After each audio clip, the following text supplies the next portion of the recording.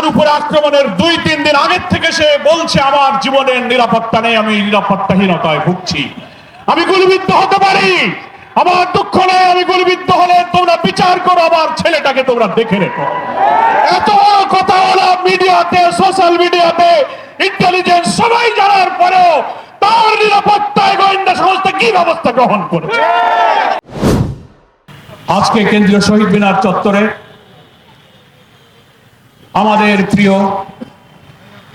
24 জুলাই আন্দোলনের অকুতোভয় মৃত্যুঞ্জয়ী সৈনিক শরীফ উসমান হাদির উপরে নৃশংস হামলার প্রতিবাদে আজকের এই প্রতিরোধ সমাবেশের সম্মানিত জাতীয় নেতৃবৃন্দ, সুধীবৃন্দ, সাংবাদিক বন্ধুগণ, আমার প্রিয় দেশবাসী, শরীফ উসমান হাদি শুধু একটি মানুষ নয়, শুধু ইনকিলাব মঞ্চের মুখপাত্র নয়, তিনি হচ্ছেন ভারতীয় আধিপত্যবাদ বিরোধী জনতার ঐক্যের প্রতীক। আজকে কেন্দ্রীয় শহীদ মিনারে বাংলাদেশ একত্রিত হয়ে বলছে বাংলাদেশের জাতিসত্তা অখণ্ডতা রক্ষার জন্য মৃত্যুভয়হীন চেতনার অতন্ত্র প্রতীক হচ্ছে উসমান হাদি। আমরা আজকে তার পক্ষে এখানে একত্রিত হয়েছে। একটা কথা বলতে চাই, প্রধান নির্বাচন কমিশনার সাহেবের বক্তব্যে সবাই নিন্দা করেছেন। কি করে আপনি বলতে পারলেন এটা বিচ্ছিন্ন ঘটনা? তফসিল ঘোষণার পরের দিন একজন জাতীয় সংসদ সদস্য পদপ্রার্থী বাংলাদেশের মানুষের চেতনার প্রতীককে প্রকাশ্য দুপুরে গুলিবিদ্ধ করা কখনো বিচ্ছিন্ন ঘটনা হতে পারে না। আপনি বাংলাদেশের মানুষের সংস্কৃতি, জাতিসত্তা, মূল্যবোধ সম্পর্কে যদি ন্যূনতম ধারণা থাকে তাহলে বুঝতে হবে বাংলাদেশকে ভারতের করদ্রাজ্য যারা বানাতে চায়, আমাদেরকে যারা সেবাদার বানাতে চায়, এই দেশকে গ্রাস করার পরিকল্পনার অংশ হচ্ছে হাদির উপর আক্রমণ। এটা বিচ্ছিন্ন নয়, এটা একটা প্যাকেজ প্রোগ্রাম। আমি বিস্মিত। আমি স্বরাষ্ট্রমন্ত্রীকে আজকে বলেছি, গতকালকে বলেছি, ডিজিএফআই, ডিবি, এসবি, এনএসআই হাজার হাজার কোটি টাকার বেতন দিয়ে, রাজস্ব ট্যাক্স খাজনার পয়সায় বেতন নিয়ে স্বাধীনতার 54 বছরে আপনারা মানুষের জাতিসত্তা, জনগণের নিরাপত্তার জন্য একটি গোয়েন্দা তথ্য দিয়েও সাহায্য করতে পারেননি।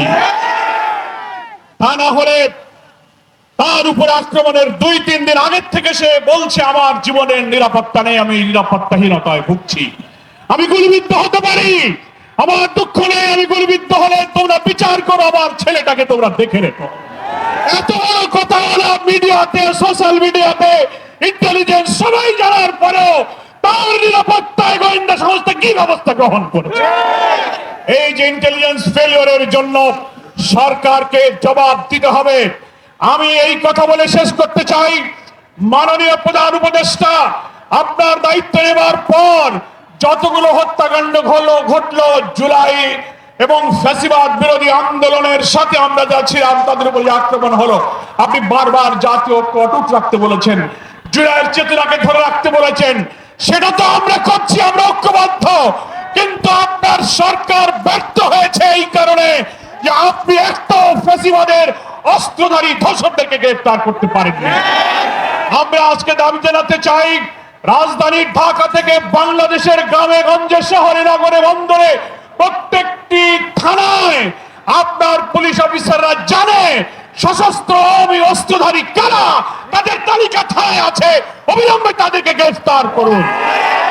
আমরা জুলাই যোদ্ধা আমাদের প্রিয় ভাই উসমান হাদির আশু আরোগ্য কামনা করি। হায়াতের মালিক আল্লাহর কাছে আমরা মুনাজাত করি, আল্লাহ বাংলাদেশের মানুষের জাতীয় স্বাধীনতা, সার্বভৌমত্ব, আপনাদের আমাদের মূল্যবোধের জন্য আজকে হাদির সবচেয়ে অনিবার্য প্রয়োজন। আল্লাহ তুমি আমাদের উসমান হাদির নেক হায়াত দিয়ে তুমি তাদেরকে আমাদের মাঝে ফিরিয়ে দাও। আজকে ইনকিলাব মঞ্চের সঙ্গে বাংলাদেশ এসে দাঁড়িয়েছে। মনে রাখতে হবে নির্বাচনকে বানচাল করার প্যাকেজ প্রোগ্রামের মধ্য দিয়ে এই দেশকে ভারতীয় আধিপত্যবাদের করদ্রাজ্য বানানোর এই চেষ্টা আমরা কখনো সফল হতে দেব না। আজকে মৃত্যুদণ্ডপ্রাপ্ত পলাতক আসামি হাসিনাকে যারা আশ্রয় দিয়েছে, হাতির উপরে গুলি করে ভারতে পালিয়ে যাওয়ার সুযোগ যারা দিয়েছে, তারা বাংলাদেশের নির্বাচনকে সুস্থ করতে দেবে না। তারা হয়তো ভাবতে পারে আওয়ামী লীগকে ইলেকশনে আনো, ইনক্লুসিভ ইলেকশনের নামে, রিফাইন আওয়ামী লীগের ইলেকশনের নামে টকশোতে সুশীলরা, বুদ্ধিজীবীরা কর্পোরেট হাউসে বসে বসে যে ন্যারেটিভ উৎপাদন করে হাতির দিকে টার্গেট করলেন, এই সন্ত্রাসের বিরুদ্ধে আজকে এই জনসভা প্রতিরোধের যে আওয়াজ তুলেছে, গোটা জাতিকে ঐক্য করে তুলতে হবে। নির্বাচন বানচাল করে এই দেশকে ভারতের কলোনি বানাতে আমরা দিতে রাজি নই। আজকে কেউ মনে করতে পারেন যে আওয়ামী লীগ তো বিদায় নিয়েছে, ইলেকশন করতে পারবে না, অন্য কোন দলকে আওয়ামী লীগ বানিয়ে ক্ষমতায় আনা যায় কিনা, এই স্বপ্ন আমরা পূরণ করতে দেব। আজকে এই সন্ধ্যায় ওসমান হাদির জন্য আবারও তার দীর্ঘ হায়াত কামনা করে গোটা জাতিকে ফ্যাসিবাদ বিরোধী সংগ্রামে জাতীয় ঐক্য রূপে দাঁড়িয়ে আসুন আমরা আমাদের জাতিসত্তাকে, অখণ্ডতাকে রক্ষা করি, সেই আহ্বান জানিয়ে বাংলাদেশ জামাত ইসলামীর সংগ্রামী আমির ডাক্তার শফিকুর রহমানের পক্ষ থেকে আজকের এই সমাবেশে সংহতি প্রকাশ করে আমি আমার বক্তব্য শেষ করছি। আল্লাহ হাফেজ। বাংলাদেশ জিন্দাবাদ।